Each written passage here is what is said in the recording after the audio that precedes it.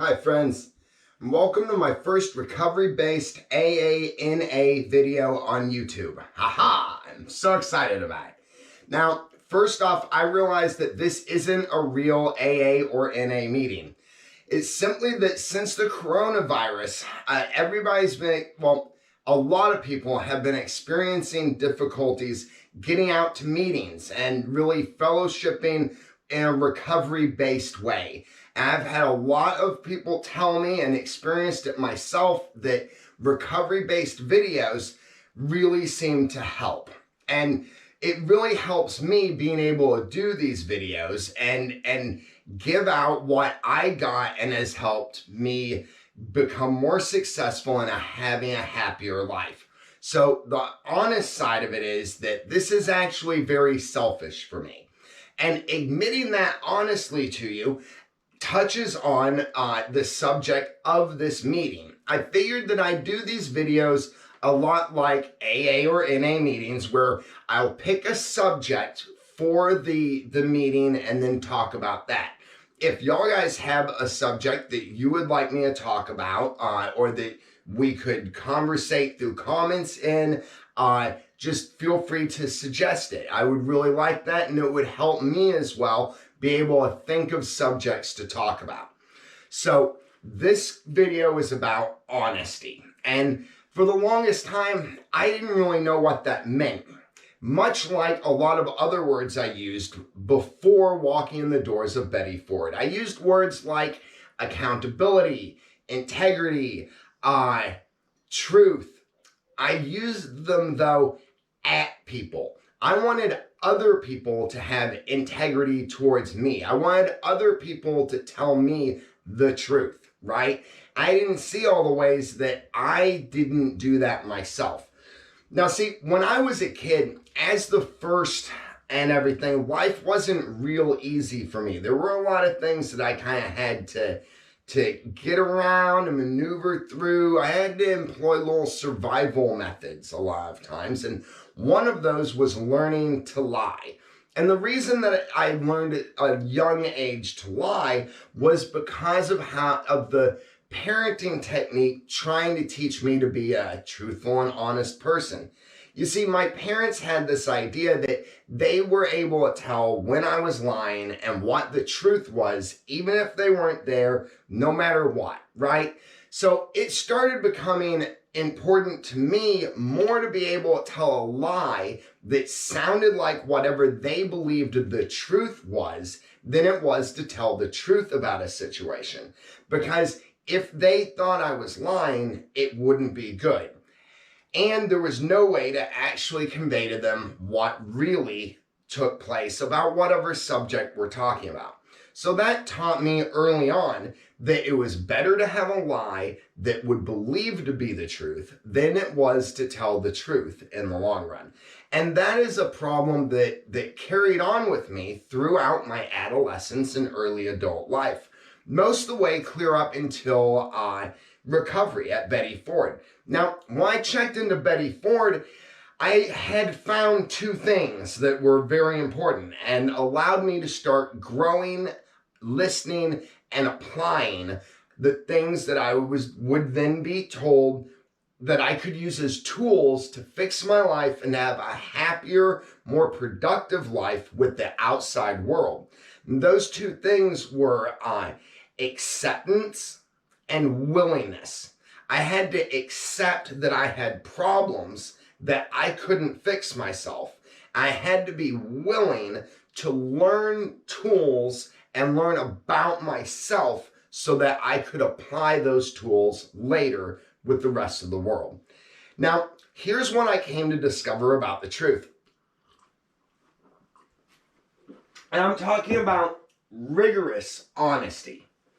Rigorous honesty is telling the truth about something no matter what happened, no matter how I feel about it, right?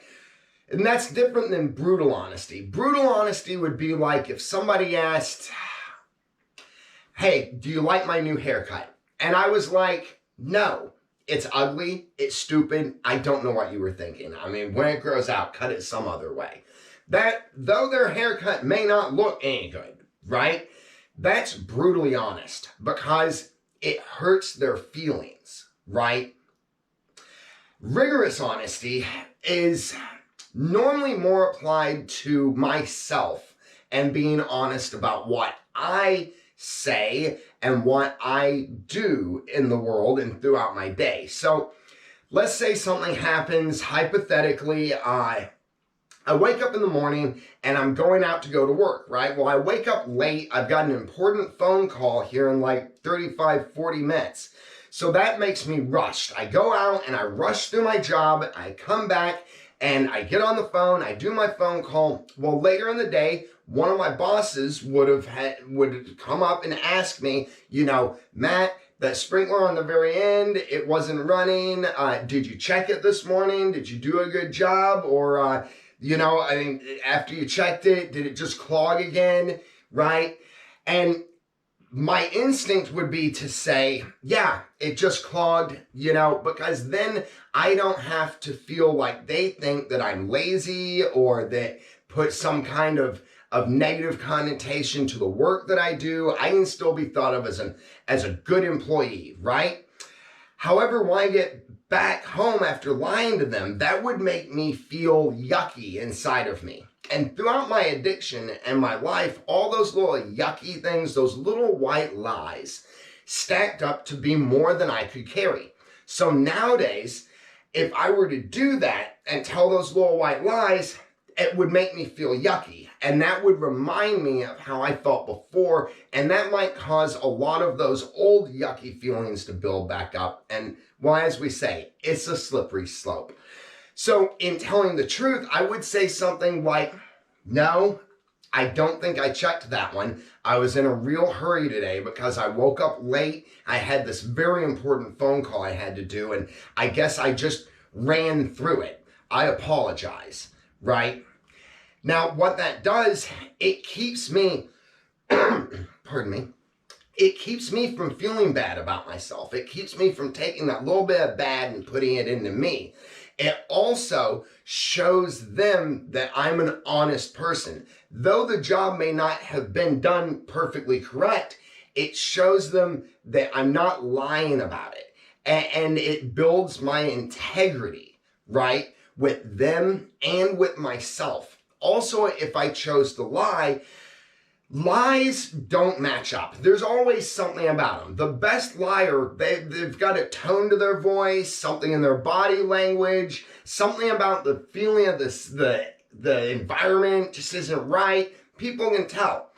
And that's another thing I found about telling the truth. No matter how weird the truth is, it always matches up. And every time a person repeats the truth, it stays the same. It's almost verbatim. It doesn't change. Whereas lies, they have to be maintained. They don't mesh together perfectly. Even the best liar, in a lie, their body language, the tone of their voice, the way that they'll say something and then skip right over silence to get to the other logical part of it. Lots of times lies are far too logical and too orderly and tidy. And to a third party, that's obvious. That's just very obvious when it's matched against the truth. When a complex lie is matched against even the weirdest truth, the truth shows through. If this complex lie is matched against another complex lie, well, might not be able to tell which one's more true than the other. All we know is that neither of them really are, if that makes any sense. It really works for me as a reason to remember that it's like they say in the Bible, the truth shall set you free. And I know that because it has for me.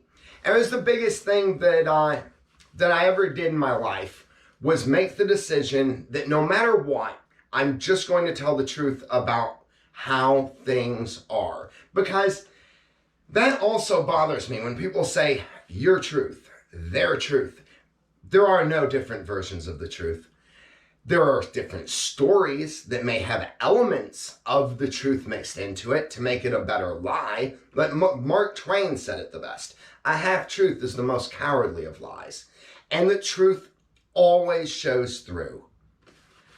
I guess that's what I have today. Like I said, this is my first recovery-based video.